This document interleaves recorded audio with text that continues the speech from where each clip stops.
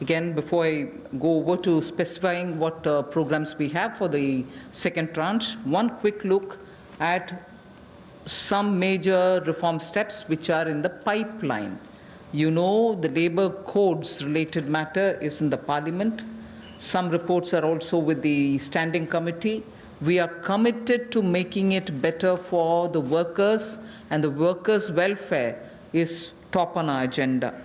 I very will quickly run through some of the points. All this is going to be shared with you in any case, but quickly I will highlight the fact that the minimum wages at the moment is applicable only to 30% of all the workers. We want to make it universal. We want to give that right to minimum wage universally to all workers. So that is one of the major things we are working towards, and as you know, it's all discussed in the parliament. It is getting work is done in the parliament, it is happening there, but I'm giving you some of the highlights. Second is also the regional disparity in minimum wage which exists. We are trying to get over that problem, to get over the disparity which prevails by saying if there can be a national floor wage concept which can be accepted by all the states, so that the disparity which prevails between states of minimum wages can be gotten over. We are also talking about compulsorily giving appointment letters for everybody who is taken in, so that it gets formal, and also making sure annual health checkup is made mandatory for all the employees. Benefits also for workers in the interstate migration. Employers are directly taking them on, and therefore for that also, coming from various destinations, we want to have a definition of interstate migrant workers. Again, on migrant workers, this will help in defining them better and reaching out benefits to them better. All this is in the parliament. I'm not saying it as a part of this package, but I'm only giving you a clear picture that we are committed towards improving the lot of the workers and making sure that migrant workers and other workers are treated a lot more with their formal benefits reaching them.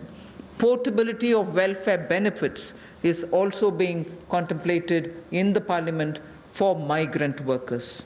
Again, looking at pan-India to all districts, we want to extend the ESIC benefits to all establishments which employ at least 10 people or more, and in some of the notified districts.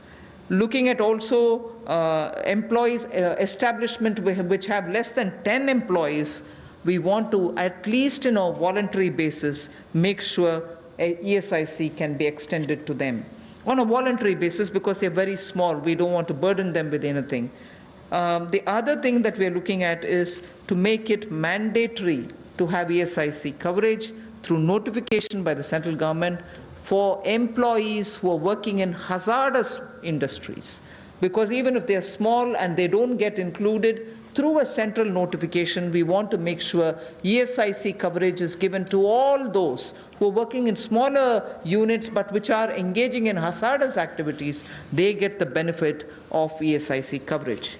And social security schemes are being extended even to gig workers and platform workers. That is now urban phenomena, and they should get that coverage. So we want to bring gig workers into it. We're also looking at reskilling of retrenched workers. Now, in the context of COVID, this was all designed before, but in the context of COVID, we probably will have a situation where a lot of retrenched workers will need to have reskilling exercise. And again, all occupations should be opened for women with night working rights, and also there making sure safeguards are provided for all of them. Provision also for social security funds for unorganized workers, and gratuity to be given for fixed term employment. So these are some of the things which are our commitment, which is revealed in the labor codes. 44 labor different acts have all been now compressed with extensive discussions and consultation. I must appreciate the Ministry of Labour, the Minister, Senior Minister Gangwarji, together with the Secretary, have engaged with all strata, all stakeholders, all strata of workers, to make sure that their concerns are addressed. and therefore the possibility of having those 44 laws being reduced to 4 codes highlights I've given you are waiting in the Parliament. Our commitment lies in having them passed after discussing in all the standing committees. Labour code के माध्यम से हम लोग जहां मजदूरों को लाभ देने जा रहे हैं, अगर आप देखेंगे तो देश में जो न्यूनतम वेतन है वो लगभग 30% वर्कर्स ही उसका लाभ उठा पाते हैं। समय पर उनका वेतन का भुगतान नहीं हो पाता। अनऑर्गेनाइज जो असंगठित क्षेत्र है उसमें ये दिक्कत है, और इसीलिए यूनिवर्सलाइजेशन की जो बात कही गई है कि न्यूनतम वेतन की यूनिवर्सलाइजेशन की जाएगी, पूरे देश भर में एक जैसा उसका हो, कम से कम एक न्यूनतम वेतन गरीब से गरीब मजदूर को मिले, इसके लिए इस कदम को उठाया गया है। और जो क्षेत्रीय असमानता है, जो रीजनल डिस्पैरिटी है न्यूनतम वेतन में, उसको भी इसके माध्यम से दूर किया जाएगा, वैधानिक रूप इसको दिया जाएगा और नेशनल फ्लोर वेज इसमें इंट्रोड्यूस की जाएगी। यही नहीं, जो इसको तय करने के तरीके हैं मिनिमम वेजेस, उसको और सरलीकरण इसका किया जाएगा ताकि इसमें कंप्लायंस ज़्यादा हो और रुकावटें कम हो। नियुक्ति पत्र भी सभी मजदूरों को मिलेंगे, और यही नहीं, साल में एक बार स्वास्थ्य का चेकअप भी होगा, हेल्थ चेकअप भी इनका होगा।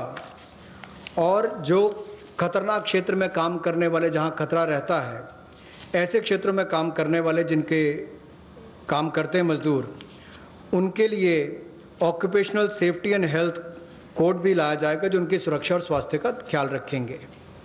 यही नहीं, पोर्टेबिलिटी जो है वेलफेयर बेनिफिट्स की, ये भी सभी प्रवासी मजदूरों को मिलेगी।